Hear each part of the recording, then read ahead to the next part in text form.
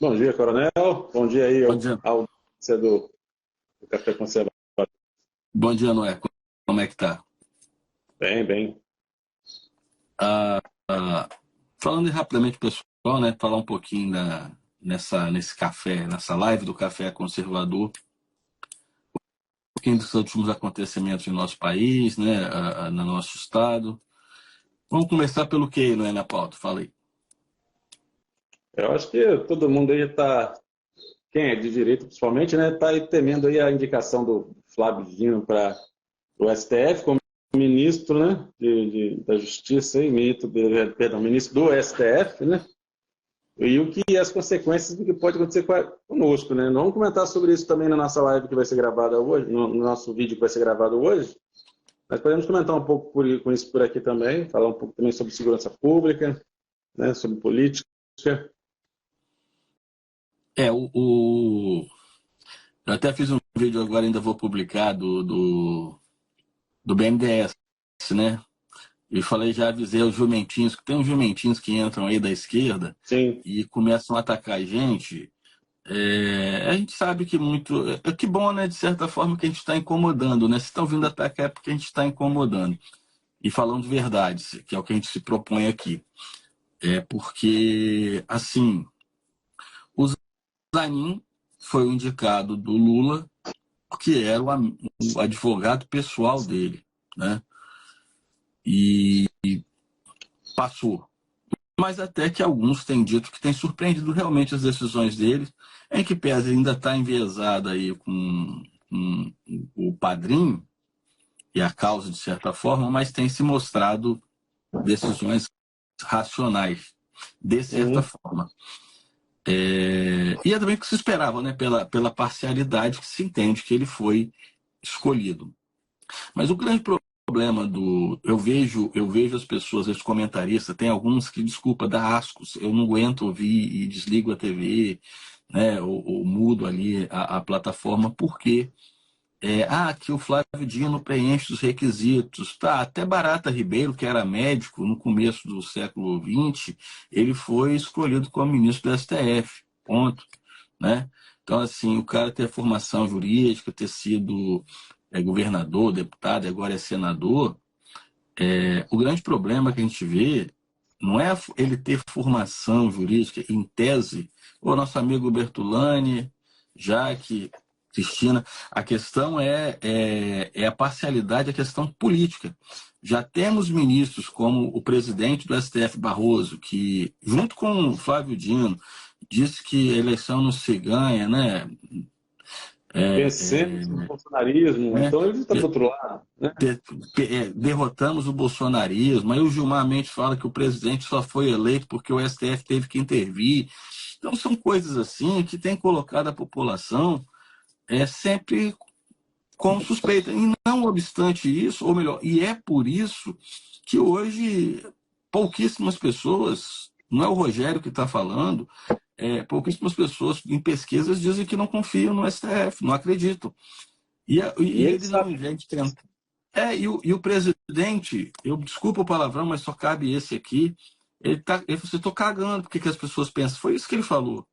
Porque ele falou que não está Uhum. preocupado com pesquisa de opinião acerca do STF. Lógico que o STF ele tem que ter decisões técnicas, lógico que ele vai desagradar algumas pessoas, lógico. Agora, quando você desagrada a maioria, porque a sua decisão está afastada do que a maioria entende do senso de justiça, para você fazer militância, isso gera um desconforto social, e é o que nós vemos aí. E eu não Uhum. sei, e fico preocupado, até quanto essa corda vai ser esticada.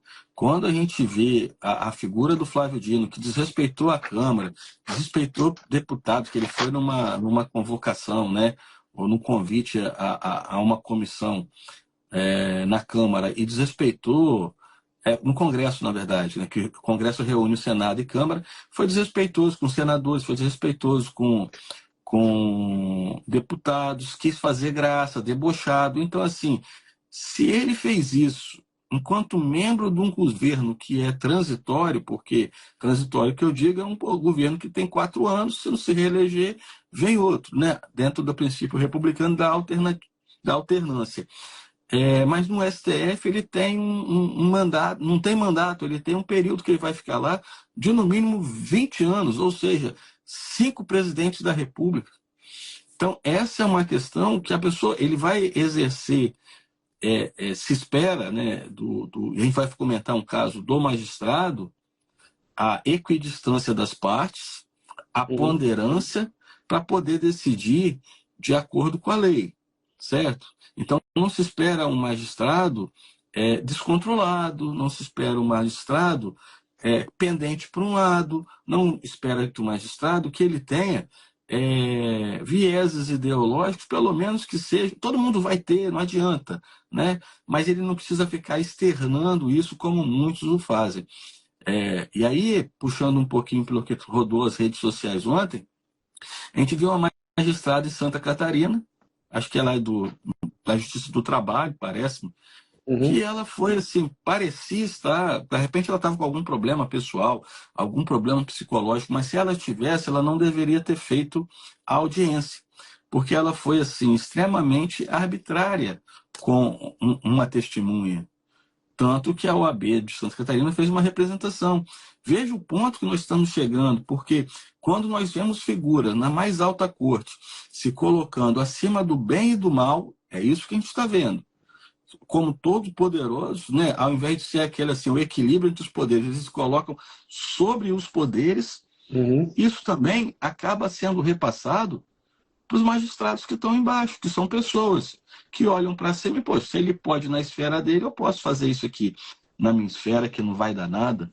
E eu acho que a população. Isso é ruim, tá? Isso é ruim porque se a gente tem como última instância, né, numa pacificação social, se você não consegue entrar num acordo ali, conversando com a pessoa, com mediadores, né, você busca a justiça e busca a justiça uma imparcialidade. Quando você não encontra isso, a quem você vai recorrer? E qual a confiança que você vai ter no Estado? Eu não sei se no fundo se quer isso, né? Uma destruição do Estado. A gente vê, que já falou sobre isso. A esquerda quer destruir a família, o sentido de fé das pessoas, a própria sociedade em si, a polícia diminuir, desqualificar a polícia, e agora com essas ações, a meu ver, também desqualifica a justiça de alguma forma. E eu acho que é muito arriscado para a nossa democracia, porque metade dos eleitores provavelmente ficarão, metade ou mais, né? Ficarão insatisfeitos caso essa aprovação ocorra. E veja que o deboche é tão grande, mas tão grande com a sociedade, que após aquele outro magistrado multar Bolsonaro em 22 milhões, não é isso? Porque era o número de campanha, agora eles escolhem o dia 13 para a sabatina do Flávio Dino. Então, assim, toda hora é um deboche com a cara da sociedade. O que mais me impressiona é que eles estão assim imparáveis. É como se fosse um trem descarrilhando, assim, que nem super-homem mata aquilo no peito, né? Parece que eles podem fazer tudo e ninguém vai parar. Aí o pessoal fala assim, mas vai barrar a indicação dele no Senado, vai barrar. Não vai barrar. Infelizmente não vai, entendeu? Porque, infelizmente, a qualidade dos nossos políticos hoje, eu não sei se talvez seja a qualidade dos políticos de todas as eras, né? É ruim, né? Eles não sabem o que é honra, idealismo, eles sabem o que é emenda parlamentar, né? Mais verba vai ser liberada para nego vender a alma para o capeta e aceitar esse cara, né? Não tem gente com culhão para encarar esse sistema, não tem, entendeu? Ou homens de honra, ou você compra, ou você ameaça matar, ou você ameaça expor a vida pessoal do cara, as amantes do cara, né, as merdas que o cara faz no particular dele, em troca do voto, senão você vai ser destruído politicamente, moralmente. Então, assim, é basicamente imparável. A gente vê a direita, às vezes, gritando o tempo todo que vamos barrar, temos não sei quantas mil assinaturas falando que não vai aceitar o cara, mas eles estão cagando e dando para isso. Entendeu? Eles cagaram para mais da metade dos votos, né? Então, assim, é muito complicado. O Brasil está num destino, parece inevitável. Inevitável porque as pessoas que estão lá, né, são extremamente corruptas, e os que estão lutando extremamente covardes, né? Parece não ter força, não tem força, não tem vontade, né? É o cara que quer só chegar para o seu eleitor daqui a mais 2 anos ou 4 anos e falar, eu tentei, né? Eu tentei, mas eles atropelaram e levaram tudo e saquearam o país e eu não pude fazer nada, porque senão iam mandar me prender. Então, o que a gente vê é o país rumo ao abismo inevitável. Ah, o povo na rua vai fazer. Não, eles não respeitam o povo, eles estão pagando para o povo. Não querem saber se você está insatisfeito ou não. Só paga o seu imposto, ou senão vai tomar tudo que você tem, vai tirar sua liberdade. Então, assim, é um ponto insano da história. As pessoas vão se lembrar por gerações dessa época em que todo mundo deixou as coisas acontecerem assim, uma passividade que foram cercados de todos os lados, de todos os lados. O povo foi cercado de todos os lados, foi intimidado de todos os lados. E não tem muito o que fazer a não ser aceitar o trágico destino que nos aguarda nos próximos anos. Ou não é? A história é rica, pegando essa parte que você falou, ela é rica e ao mesmo tempo cíclica, né? Engraçado, né? Mas é verdade. Porque assim, o iluminismo vem e ele aflora lá na Revolução Francesa, em que pese existirem muitas críticas hoje à Revolução Francesa, pelos princípios até meio canhotos que ela fez entrar na sociedade. A gente poderia se basear, de repente, mais na Revolução Gloriosa da Inglaterra. Mas, em suma, essas revoluções iluministas, elas vieram porque o povo já não aguentava mais o absolutismo, a tirania, o autoritarismo, né? Então as pessoas não aguentavam mais isso e elas buscaram um meio de romper essa barreira. Lógico, levou anos, né? Mas para demonstrar, você está falando uma coisa aí do povo na rua que é muito importante te sinalizar. Não é, o pessoal parece que foi. O pessoal foi domingo para as ruas, parece não, foi domingo para as ruas em São Paulo. Acho que aqui no estado ainda teve um pessoal que foi, o pessoal está tímido ainda, é verdade, mas não tinham só 13 mil pessoas, como o UOL diz, não tinham só 1.000 pessoas, como o Globo diz, tinha muito mais pessoas do que isso. E em vista do que as pessoas vinham passando, o receio que elas tinham, o medo que elas tinham, isso foi um movimento muito bom. Agora, esse movimento ele não pode ser esporádico, ele precisa ter uma constância, porque a gente viu na Espanha, eu não sei nem como está, porque não estão noticiando mais, né?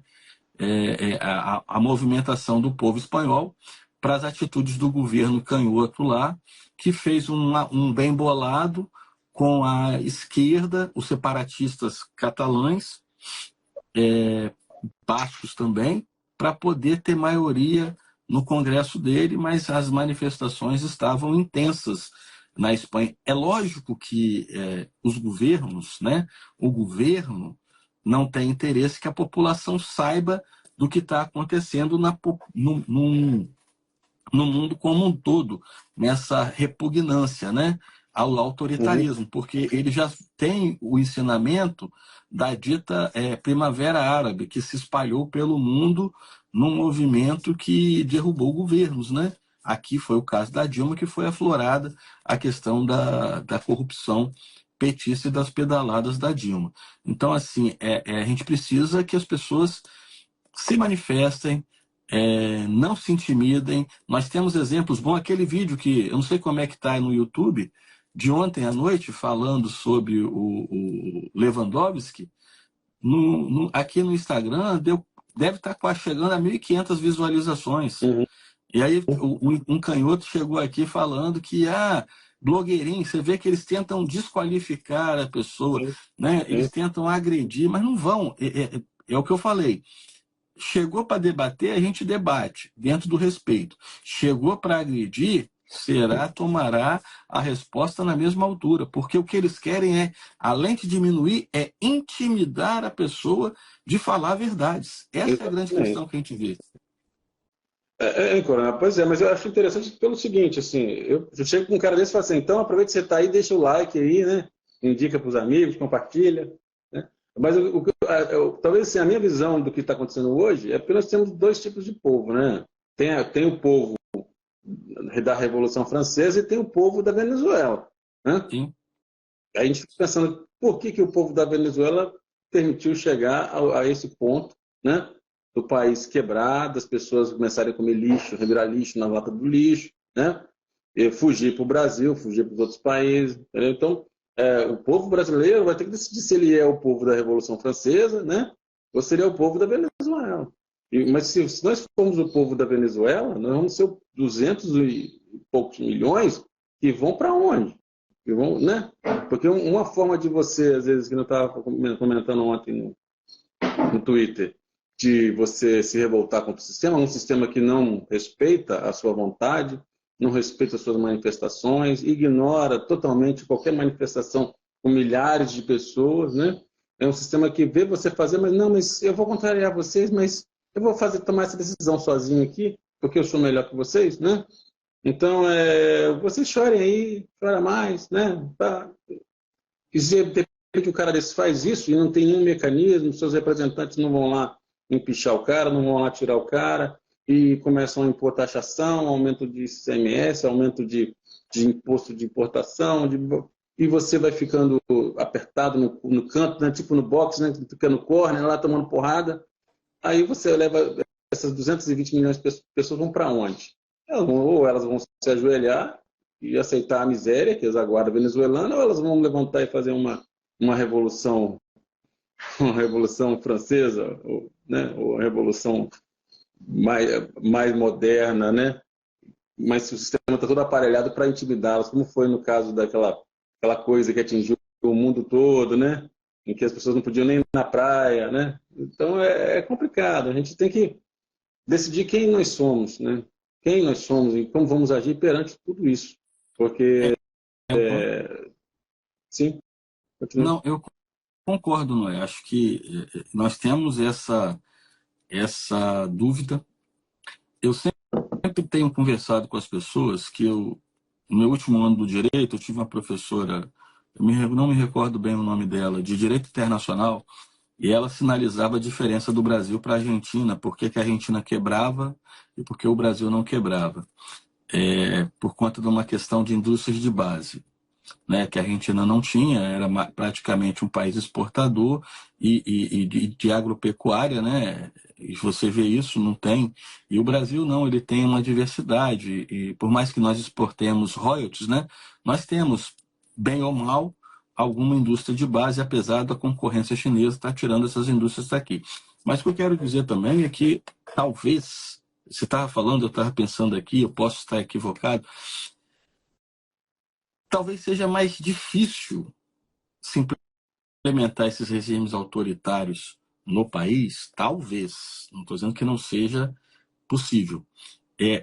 Eles tentam impor, quando a gente está vendo uma Globo News, uma Globo só tentando bater criou o inimigo, que é o bolsonarismo, que são quem não é apoiador do presidente é contra o país.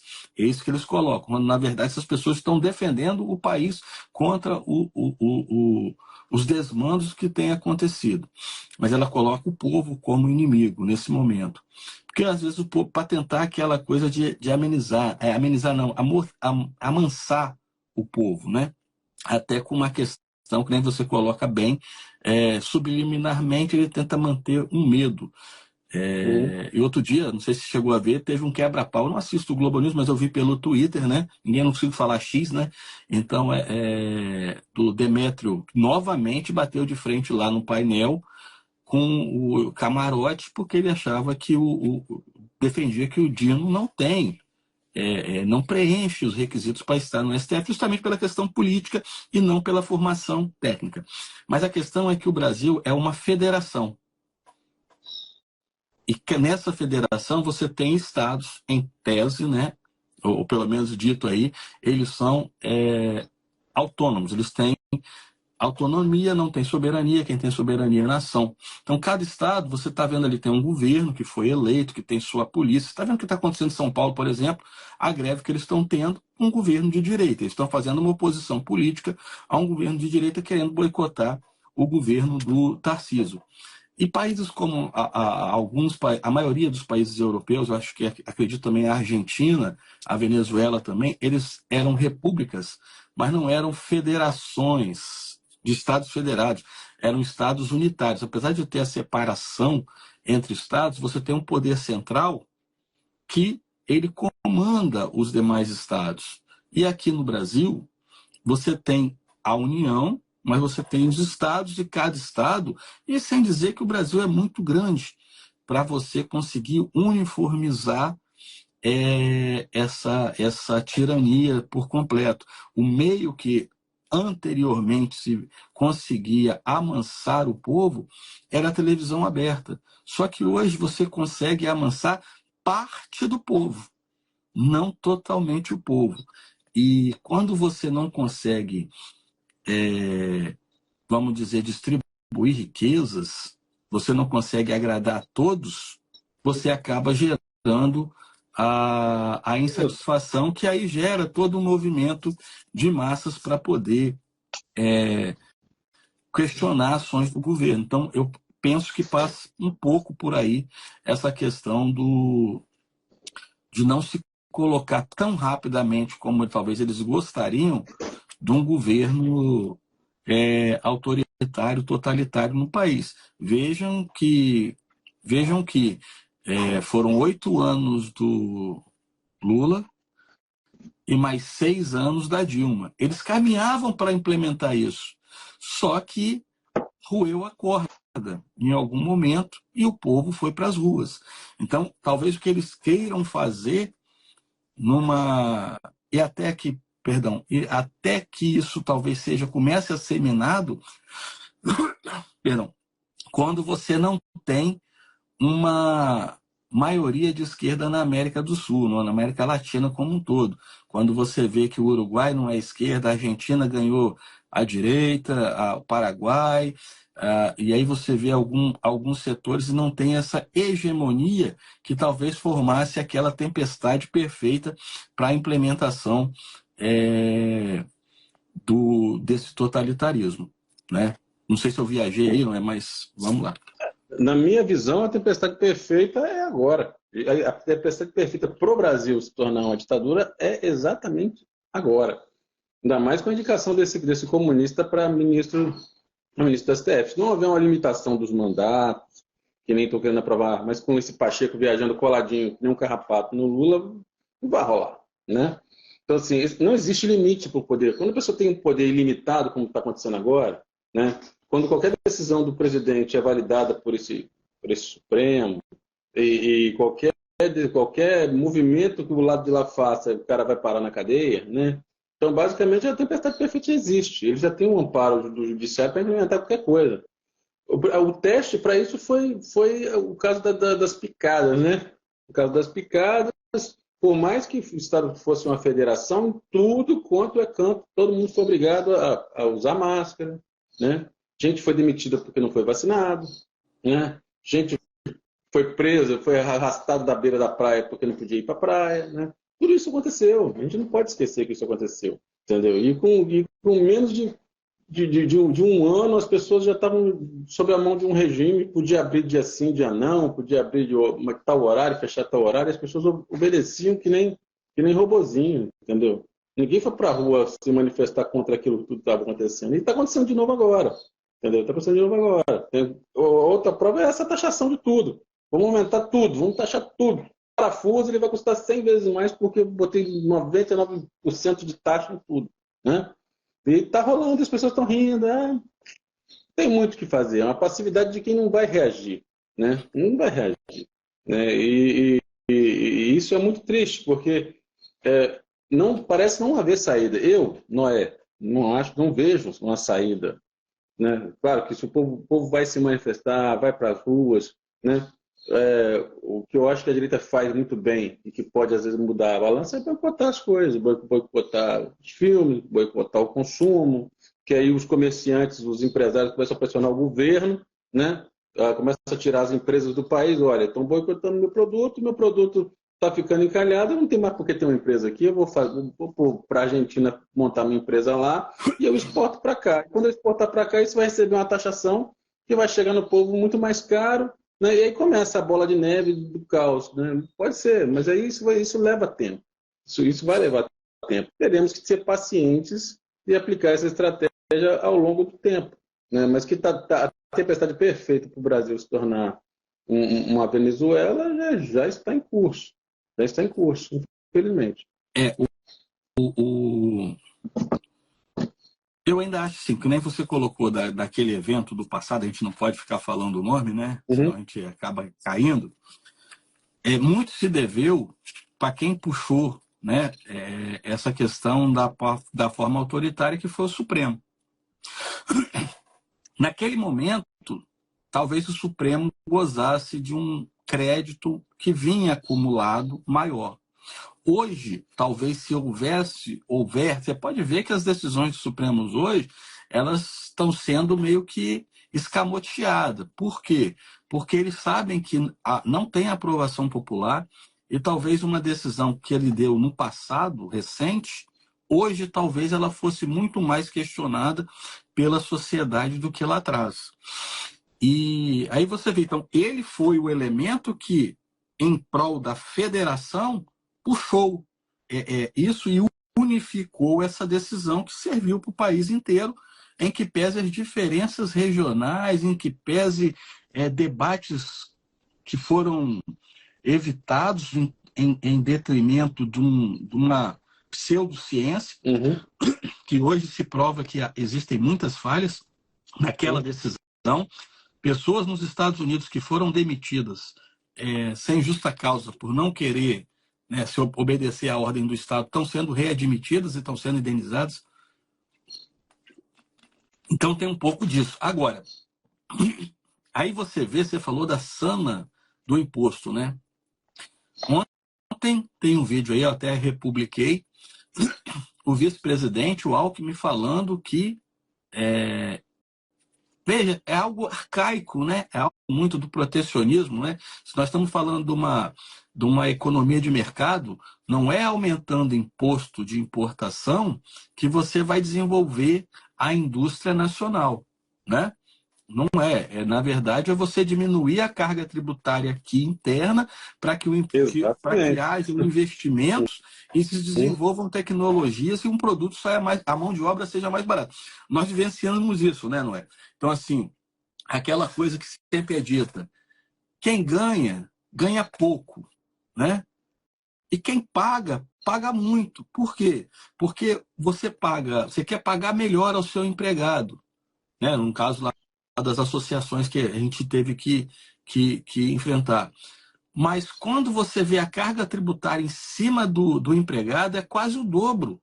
Chega próximo do dobro. Então, assim, você tem que pagar 1.000 para o empregado e 1.000 para o Estado.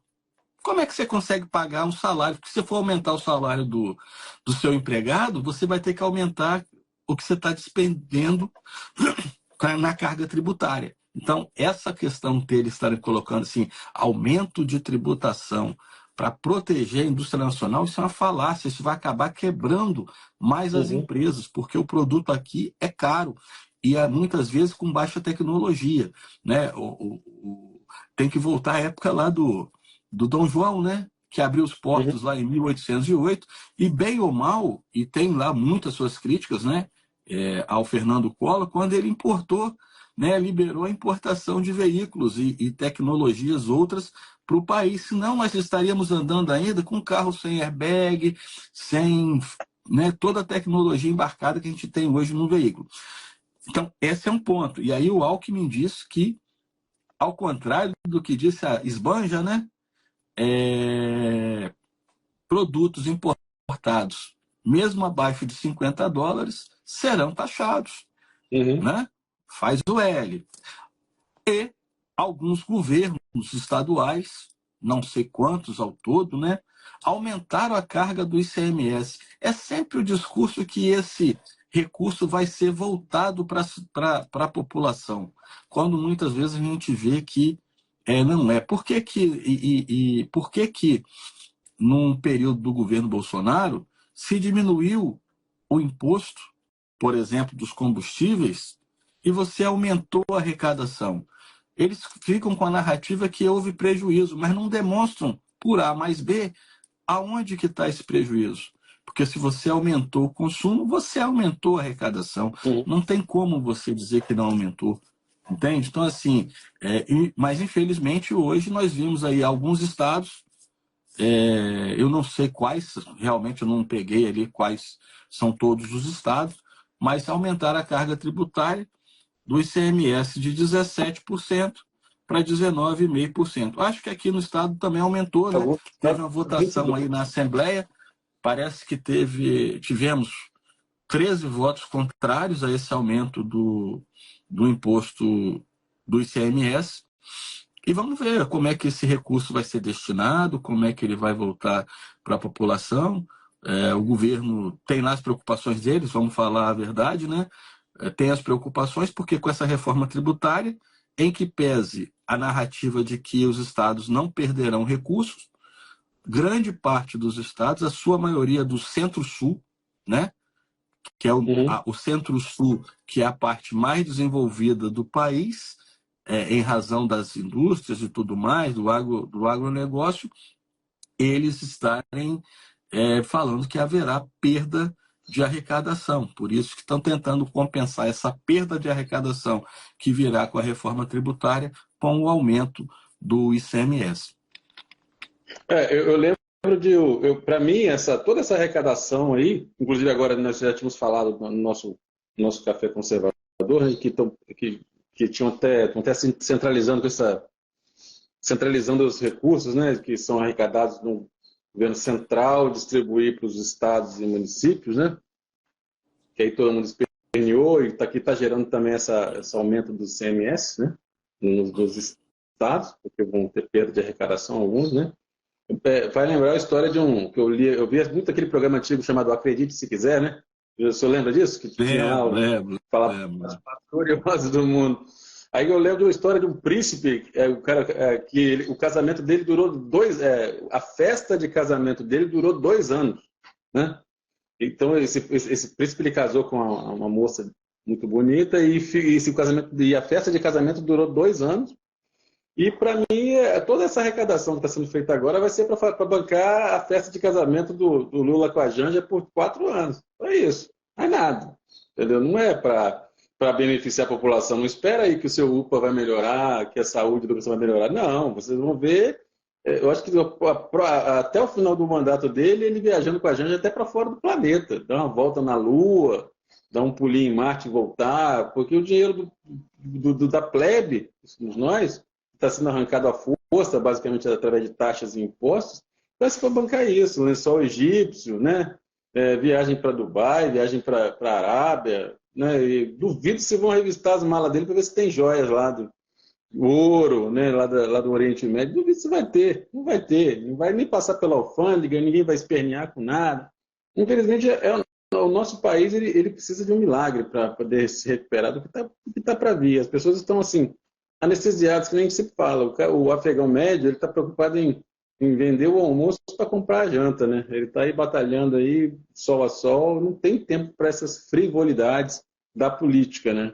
E uma parte da população acha até que o político que conseguiu enganar o povo e está lá mamando na teta, ele merece isso porque ele foi mais malandro que os outros, né? Vamos ver se essa indignação se traduz em manifestação popular realmente, né? Encoxar lá o deputado no canto e falar, pô, cara, eu votei em você, você está fazendo merda pra cacete, né? Você me sacaneou. Daqui a um tempo vai acontecer que nem os próprios ministros, os deputados que estão sendo coniventes com essa barbárie que está acontecendo aí, eles vão ter que ser deputados aqui e morar no exterior, porque na rua eles não vão poder andar, né? Não vão poder andar. Só que eu falei, o nosso grande problema do nosso povo é um povo pacífico, né? Que vai engolir isso seco, falar, não, daqui a 4 anos tem mais, daqui a 3 anos a gente vota novamente, mas com as tais urnas que tem aí, o resultado já tá posto, né? Ontem começou os testes das urnas para as próximas eleições, né? É, nós, algumas pessoas falam que nós somos pessoas da teoria da conspiração, mas estados grandes arrecadadores de impostos, dá para afirmar que vai haver uma eleição realmente limpa nesses locais? Não sei. não sei se cabe a nós até mesmo questionar isso. Hoje em dia, até perguntar isso está perigoso, né? Até se perguntar isso, às vezes você tem que fazer essa pergunta sentadinho dentro do banheiro com a porta trancada, porque se você externar isso para fora do ambiente fechado, você é perseguido. Então, não estamos numa democracia, não estamos num país, né, onde você não pode questionar nada, né? Você só tem que pagar seu imposto, né? Você é uma vaca leiteira pagando imposto para sustentar político bandido, né? Infelizmente. Você colocou aí, não é, muito bem, a questão da viagem do presidente à Arábia, né? Tem aquele filme também, O Príncipe das Arábias, né? Sim. E como que a imprensa trata de forma... É o duplo padrão, né? Uhum. Hipócrita. Quando o presidente Bolsonaro foi à Arábia, eles criticaram porque o presidente estaria visitando, quer dizer, na Um verdade ele foi ditador buscar recursos para o sanguinário. país. Um ditador, o cara que mandou matar um jornalista. E agora, o presidente atual vai na mesma Arábia, sai lá tirando fotos, sai rindo, e a A mesma imprensa, pessoa. né? A mesma pessoa, com as mesmas acusações, né? E ela não fala nada. Então, assim, isso só demonstra, além da hipocrisia, como o establishment trabalhou para derrubar o presidente Bolsonaro. Sim. E se as pessoas não conseguem ver isso, desculpa, é muito complicado. É, a gente começou a falar aqui a questão, falou do imposto, falou de tudo. Vou voltar no BNDES, e aí pego a fala do Ives Granda, né? Independente do que se o cara foi descondenado por conta do amigo, do amigo, do amigo, a questão é que moralmente aquilo não era para ser aceito. Eu sempre cito o livro da Malu Gaspar, né? A organização, porque ela ali ela traz planilhas, ela traz nomes conhecidos até do nosso estado. E ela traz dados concretos, ela traz entrevistas. E aí o camarada tem o despautério, o militante tem o despautério de achar, não, mas o país é gente boa. Poxa, nós já passamos daquela fase do que rouba mais faz, né? O cara pode não ter sido condenado pelo erro de CEP, como diz, né? Eu estava até lendo aí que eu tenho que dar uma aula sobre nulidades. Ah, foi a nulidade absoluta aquilo? Poxa, passou, ele não foi condenado só pelo Moro, ele passou pelo julgamento de uma turma recursal do TRF4, ele passou pelo pleno do TRF4, ele passou pelo STJ para depois, monocraticamente, um juiz que era advogado do MST no Paraná dizer, não, está tudo errado. Então, assim, são essas questões que nos deixam indignados. Tipo assim, faz que nem a Argentina. O gol de mão de Maradona. O gol foi de mão de Maradona quando a Inglaterra, lá em 86. Ok, pronto, foi campeão. Ninguém vai tirar o título. Mas admite que é preciso admitir que existiram erros, né, desvios de recursos. Isso não vai apagar. A história não vai apagar. Por mais que eles queiram reconstruir a história, ela não vai ser apagada. Agora, você fala tá tendo teste das urnas, né? E esse é o grande mote. Se não querem que as pessoas duvidem das urnas, duvidem de medicamentos, é preciso mostrar por A mais B, né, como a coisa é processada, com a maior transparência possível. É preciso ter transparência, porque assim, não podemos ser punidos por pedir transparência de um processo, e nem temos que acreditar cegamente no que alguém está falando. Essa época de dogmas, de ortodoxia, ela já acabou. É preciso que as pessoas admitam que é preciso convencer tecnicamente. 2 mais 2 sempre vão ser 4. Não vão ser 5, não vão ser 4,5, não vão ser 3, né? É uma questão que se eu pegar... Mas o imposto em cima de 4 mais 4, vai ter Né? que. Daí dá 5, né? Dá até Assim, mais. se você olhar assim, 1 mais 1, 1 mais 1, não vai dar 2. Você vai dar 2, né? Desculpa. Não vai dar 3, não vai dar 4. Então, assim,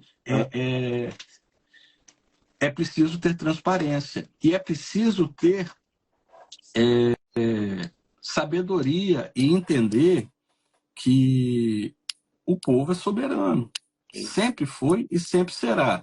Ao mesmo tempo que o povo precisa entender que só ele pode mudar a situação.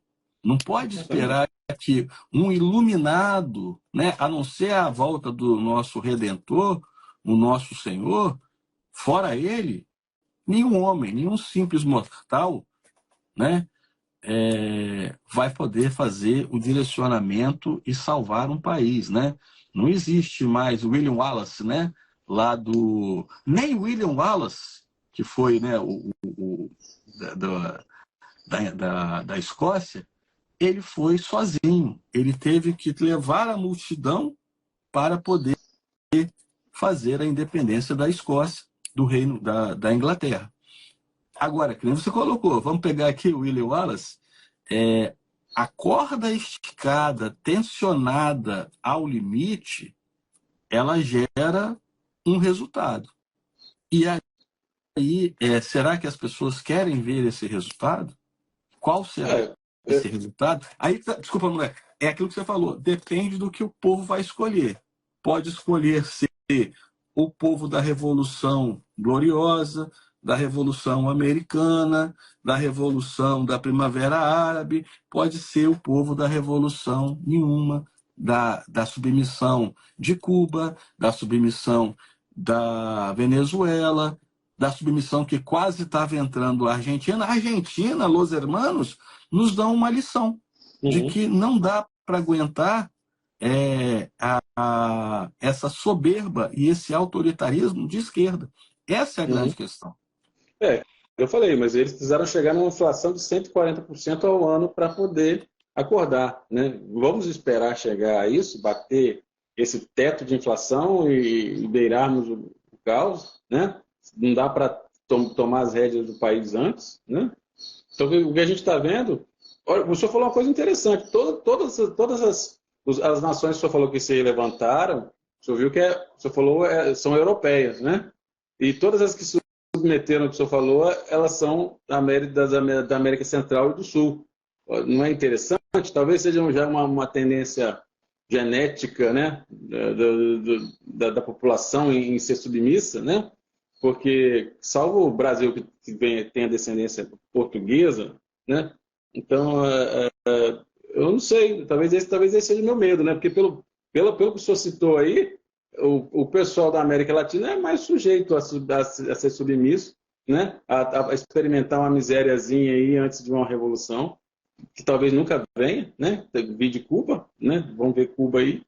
E enquanto o pessoal da Europa já está com milênios de batalhas entre si lá, pela sua própria liberdade, pelo seu próprio Estado, né? E o povo brasileiro, infelizmente, se você botou um campeonato de futebol na TV, pronto, você tirou a força de vontade das pessoas de produzir, de avançar, você deu pão e circo, né? Então, assim, eu estou contando, claro, com a outra metade da população das eleições, né? Essas pessoas que estão realmente indignadas, elas são mais do que o suficiente para se promover uma revolução. Só que, como eu falei, a esquerda ela está cercada dos mecanismos legais, né? E da autoridade do que eu digo é superior à Constituição, né? O cara acabou de votar que derrubou as decisões monocráticas dos ministros, né? E aí o próprio STF fala, não, mas isso é inconstitucional. Ué, o governo, o Congresso vota algo que quem tem poder de mudar as leis, de mudar, né, vota que muda a lei, e aí que prejudica o STF fala, não, se isso me prejudica, eu vou dizer que isso é inconstitucional, mesmo sendo constitucional. Então, isso mostra que a lei escrita ela pode ser ignorada porque um indivíduo falou, olha, por mais que você esteja fazendo o que é constitucional, Deus, posso dizer que é inconstitucional. Eu vou mudar a regra do jogo vou tomar a bola do furingo, né, do jogo de futebol. Não, se você não mudar isso, eu vou tomar a bola e você não vai jogar futebol e eu levo minha bola para casa e está tudo certo. Duas questões, não é, que você colocou aí que eu acho interessante. Uma, né, talvez não tenha nada a ver, mas vou falar assim mesmo, mas tem a ver. Quando eu fazia, né, vestibular, né, minha mãe disse que eu fazia por esporte, né? Alguns ficavam tirando vaga dos outros. Mas, assim,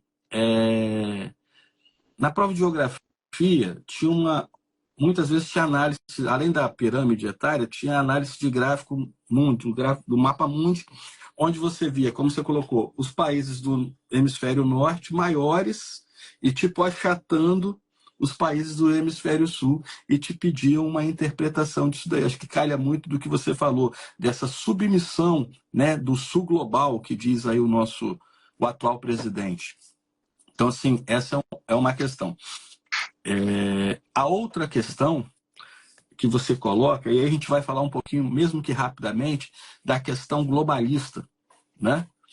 Porque dentro do direito constitucional, você tem um país geográfico que se mantém por séculos, por milênios, né? Dependendo do país. Tem as suas fronteiras preservadas, tem a sua história constituída, mas toda vez que você cria uma nova Constituição, você tem um novo país, porque o seu direcionamento é modificado, seja pela convenção, né, o acordo das pessoas ali em construir um texto constitucional, ou seja pela revolução, a ruptura de um sistema que era posto e vem um outro sistema e cria a sua Constituição, novas leis. Então, assim, o estado físico, geográfico, histórico, ele continua, mas o estado jurídico, ele modifica a cada Constituição que é feita para o país. E aonde que entra o globalismo? Inclusive lá pelo livro do ministro Gilmar Mendes, que é construído em autoria com o atual indicado para a PGR, o Paulo Gonet, eles querem introduzir, né, que isso sempre foi pacífico. Houve uma revolução, você criou um novo Estado. Quem vence a guerra é que constitui o Estado, correto? Eles colocam, não que alguns direitos sejam preservados, mas eles querem dizer que não é possível essa ruptura. Quando você coloca, existe um ser supremo que vai manter esse Estado, essas decisões judiciais lastreadas no Estado antigo. Não, isso é só teoria, isso é, novamente, uma forma de tentar amansar o povo em dizer que alguns direitos não. Lógico que alguns direitos não, eles serão preservados, mas não adianta você dizer que eles obrigatoriamente serão preservados, porque quem manda ou quem constrói é a teoria constitucional, é quem venceu. Então, assim, se antes, por exemplo, tão somente era proibido a pena de morte ou a prisão perpétua, senão daqui a pouco faz um recorde, né? Se anteriormente era proibida a prisão perpétua, no novo regime, em que pese os direitos, as garantias lá atrás, o novo regime fala não, a partir de agora é possível a prisão perpétua. Ponto. Por quê? Porque é quem ganhou, quem levantou e construiu a nova Constituição é que manda. Mas vejam, essa doutrina de construir, do amortecimento, de perenização de alguns status quo, é que nós estamos vendo hoje de um direcionamento externo para o interno. Não só no Brasil, a gente vê isso numa forma geral. E é preciso enxergar o jogo assim. Se as pessoas acham que a gente falando isso está viajando, eu também achava, confesso. Mas quando você para analisar friamente os movimentos no mundo e no país, e como os pivôs, né, os peões utilizados para essa introdução no globalismo, é preciso ficar muito alerta e ver que daqui a pouco essa história é construída, essa legislação é construída por quem nem eleito por você é. E se a lei deve ser a manifestação da vontade do povo, e aí a vontade é da maioria e não é da minoria, né? Você pode estar sendo, a gente pode estar sendo escravizado e não está percebendo esse processo que, como a gente debate sempre, está acelerado, né? Sim. Cada vez mais. Eu só acho que a salvação, talvez, para a população em si, por incrível que pareça, por menor que pareça a importância, talvez seja realmente a limitação do tempo de mandato para os ministros do STF. Simples, né? O que todo político faz? Político bonachão. O cara faz o seguinte: pô, tá chegando a hora da eleição, da reeleição. Eu vou começar a abrir uma caixinha de bondade aqui e vou fazer o que o povo quer para poder me reeleger. É o que o ministro vai fazer quando tiver acabando se estipularem 6 ou 8 anos de mandato. O cara vai falar assim, bem, daqui a um aninho eu estou indo embora, né? Ou eu vou tentar uma reeleição e eu vou precisar sair na rua, vou precisar jogar baralho na praça, dominó na praça, né? Então, eu não posso ser o cara mal que eu era lá no começo do meu mandato lá, que eu fiz tudo o contrário do que o povo pediu. Então, faltando aí um aninho ou dois para eu ir embora, eu vou começar a respeitar a Constituição e vou sair como grande jurista, grande pica das galáxias do direito e do sei que lá, e comece a respeitar respeitar o próprio cargo humano, né? Então, assim, talvez essa ficha do ser humano não caiu. Se nem o senhor falou lá sobre a juíza lá que escrachou lá o rapaz que estava sendo ouvido lá, exigindo ser chamado de Vossa Excelência, faltou só falar as Vossa Santidade, né? Aí começa a cair a ficha do servidor público, né? Nós temos aí a figura do servidor público, que não caiu a ficha do cara de que ele é para servir ao público, né? Virou o contrário, virou um semideus que domina sobre o público e que, se ele tiver a chave de um portão, né, e ele vai falar, ó, eu só abro esse portão quando eu quero.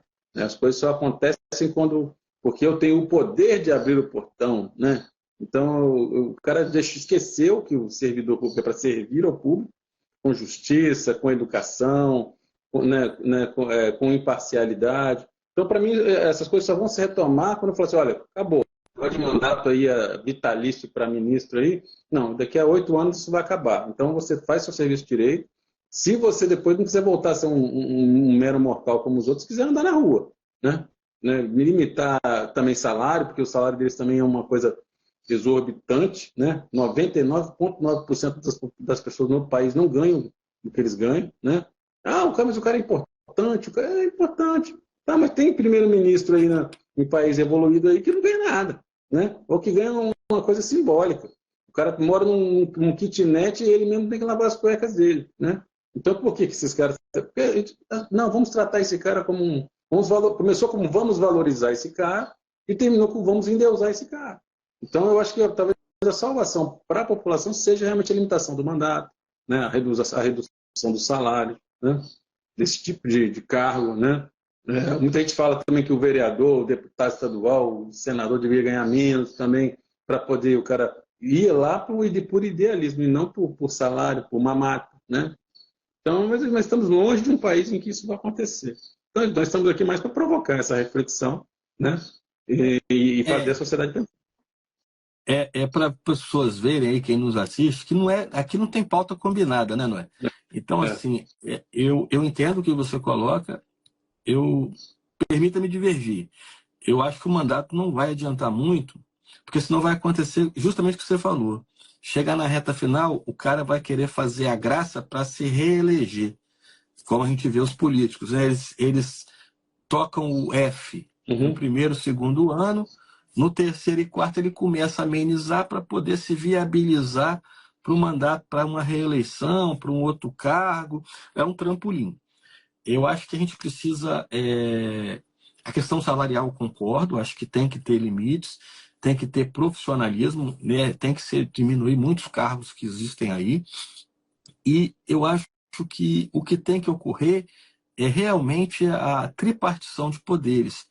Cobrar do Senado o papel que ele tem que fazer, que é uma sabatina perfeita, que os homens e mulheres ali tenham coragem de perquirir o sabatinado, perguntar por qual é a manifestação dele, para temas, e ser contundente. Não que nem ontem eu vi o Cajuru, que vergonha, o senador da República, só faltou assim, desculpa, né? Tinha que limpar a boca ali, porque estava salivando demais.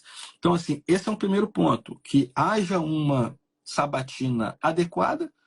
Por que que todo mundo que vai ser sabatinado tem que ser aprovado? O cara faz prova para juiz, faz na prova oral e não passa. Entende? E é uma outra coisa. Porque, além dessa sabatina, tem que ser proibido o candidato ou indicado ficar rodando lá os gabinetes tendo reuniões particulares com senadores para poder ser. Conversando o quê? Se ele vai ser.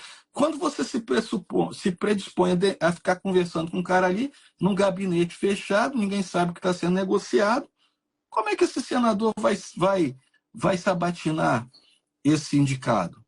Esse é um ponto. Esse é um ponto. O outro, tá fazendo a caca, abre o processo de impeachment. Ele tem um mandato, ele é vitalício. Né? Os ministros do STF, eles têm um cargo vitalício. Mas a vitaliciedade não quer dizer que eles sejam perpétuos no cargo. Não é isso. A vitaliciedade, ele poderá ser questionado, sim. E o fato de se abrir um processo de impeachment, constitucionalmente falando, não quer dizer que o cara vai ser empichado, né? Vai sofrer o impeachment, mas ele vai ter que explicar determinados casos. Você vê que no governo passado, o presidente do Senado não tinha coragem de convocar o ministro, e o ministro falava que não ia também, não tinha problema nenhum, desrespeitando o outro poder, para explicar o que estava acontecendo. E uma outra questão que a gente sempre falou, nós precisamos implementar o recall, principalmente no Senado, que o mandato é de 8 anos. Por 8 anos. Porque se a gente está falando nesse peso e contrapeso do Senado, verificar, fiscalizar a atuação do STF. Se o senador que vai jantar, o senador do PT do Espírito Santo foi jantar com o sabatinado, que o cara que vai ser sabatinado, qual isenção que ele vai ter para sabatinar esse cara? Ele vai votar só ideologicamente, ele não vai votar o sábio, né? O saber jurídico do cara. Sim. Então, assim, é preciso ser implementado o recall, para que a população, não concordando, verificando que aquele político, principalmente do Senado, que é um mandato de 8 anos, não está cumprindo o programa que ele se predispôs a cumprir, opa, companheiro, dá licença, próximo, porque você tem um mandato, eu acordei com isso, não com o que você está fazendo, e você é meu representante, você não é dono, porque é o que você fala também, nós estamos nessa república que na cabeça das pessoas parece o império delas. Exato. Elas chegam lá e o povo que votou em mim. Eu vou fazer o que eu acho, votar de acordo com a minha consciência, ok. Mas lembrando que para você estar onde está, você teve que convencer as pessoas que você ia cumprir determinado protocolo, determinado projeto. E as pessoas votaram acreditando nisso. Quando você faz o contrário, você tem que ser reavaliado pela população. Então, assim, eu acho que o mandato é uma ideia, eu não concordo 100%, mas eu acho que o principal é melhorar a sabatina, melhorar o trânsito dessas questões do impeachment, de fiscalização do STF. Ele não é um poder acima dos outros, ele é um poder que está ali igual aos outros, e o recall dos senadores, que aquele senador que não está cumprindo o papel dele, próximo da fila. Vai, não é? Desculpa. Eu ainda mantenho a minha visão sobre realmente ter um mandato para ministro do STF, pelo fato de que boa parte das arbitrariedades que eles cometem, da prepotência que eles têm, vem de fato de não haver limites. Né? Não há limite. Mas pode empichar. Não vai empichar. Não vai empichar. O cargo do cara é vitalício. Quando o cara bate na mente dele, vitalício, né? Ele se sente irremovível. Até porque ele tem ferramentas para coibir qualquer impeachment, né? Pressiona quem tem lá processo na mão dele, né? O clubinho lá dos 11, lá, o cara ali, pá, já fechou ali o grupinho dele, olha, pá, né? Ele tem mecanismo de pressão para se manter, né? Mas agora o mandato não, o mandato vai acabar, né? Você vai ter que sair, querendo ou não, né? Então, isso já tira um pouco do bico do cara. Mesmo que o cara faça umas bondadezinhas para querer se reeleger, quem apanhou não vai esquecer, né? Geralmente não vai esquecer. Mas, assim, é algo que só na prática a gente vai saber se daria certo ou não, não vai acontecer. Né? Com a qualidade dos políticos que nós temos, né? E também com a programação globalista que o senhor falou. Se as pessoas quiserem ter uma noção do que vai acontecer no Brasil politicamente, é só olhar para os Estados Unidos. Os Estados Unidos ele tem 2 anos de dianteira na nossa frente. Se o Trump ser as eleições o ano que vem, ou se não me engano, após as próximas eleições do presidente, 2024. Se ele ganhar a eleição lá, muito provavelmente o Bolsonaro ganharia uma eleição aqui. Né? O escândalo que estourar lá, a confusão que acontecer lá, né, que nem aconteceu, a invasão do Capitólio. Aí esse ano, a invasão da Praça dos Três Poderes. Né? Tudo isso, porra, tá muito mais que na cara que é um plano orquestrado para que aconteça dessa forma lá. E depois, ó, deu certo aqui, vamos replicar isso no Brasil. Né? Então, se o Trump ganhar lá, fatalmente vai acontecer aqui. Vão deixar que aconteça aqui. Então, assim, nós temos que começar a perceber de uma forma que parece que nós estamos dentro da Matrix. É uma programação que já está escrita para acontecer no dia a dia das pessoas. É quando as pessoas se perderem as esperanças, vamos dar mais esperança para elas continuarem vivendo, produzindo e nos dando a sua energia espiritual, seu dinheiro, né? E para ele continuar vivo. Não podemos matar um animal que a gente odeia. Não podemos matar o animal que produz. Temos que, quando ele estiver quase definhando, quase morrendo, falar, não, amanhã vai melhorar, vai acontecer, né? A hora agora. E o cara continua caminhando mais 100 metros, mais 200 metros, mas não deixa ele cair morto. É o que acontece na agenda global. Não é? O horário acho que deu aí, a gente ir lá. Vamos lá, vamos trabalhar, então. Vamos trabalhar, né? Porque não sou canhoto, né? Tem boleto para pagar, Beleza? Agradecer ao pessoal que entrou. Hoje nós temos a gravação do nosso programa, né? Isso. Hoje nós temos a gravação. E agradecer ao pessoal que entrou hoje aí na live, foi bem, teve um acesso bom. E depois vai estar disponibilizada, vamos fazer os cortes também, vai estar lá no YouTube, né? Sim. E é isso. É o nosso propósito aqui, fomentar o debate. Se a pessoa quer ficar... Você tem 2 caminhos, a luz ou a escuridão. Né? Que nem está lá, né? A luz e a escuridão é a matrix da pílula azul e da pílula vermelha, né? Exatamente. Red pill, né? Cada um que sabe o seu destino, como quer, só não pode reclamar depois, né? Porque muitas pessoas tentam sinalizar o que está acontecendo. Cabe a gente tentar enxergar. Certinho, então. Um abraço. Beleza? E até mais. Até mais, valeu.